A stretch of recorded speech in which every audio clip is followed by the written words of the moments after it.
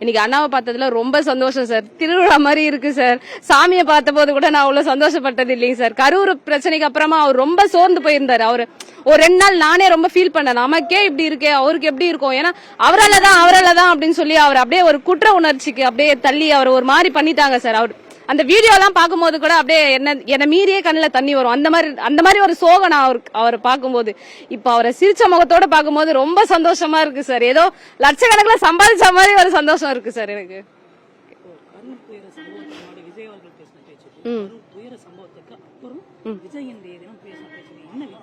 அவரு இன்னும் ஸ்ட்ராங்கா இருக்காருன்றது தெரியுது சார். பேச்சுல வித்தியாசம் காட்டுறது நம்ம இல்ல. முன்னாடி ஒண்ணு பேசிட்டு பின்னாடி ஒண்ணு பேசுறவங்க நாங்க கிடையாது.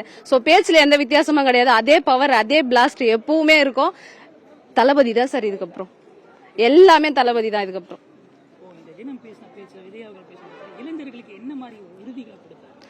சார் அதாவது ஆட்சியில இப்ப எந்த மாதிரியான ஊழல்கள் நடந்துட்டு இருக்கு.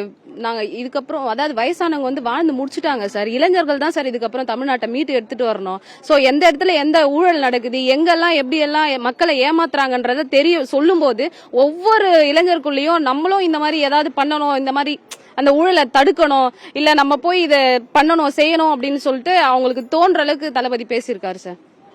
மக்களை யாரும் ஏமாத்தக்கூடாது. மக்களை ஏமாத்தினா இளைஞர்கள் போய் கேள்வி கேட்கணும்ன்ற அளவுக்கு இளைஞர் அந்த மாதிரி தலைவர் பேசியிருக்காரு.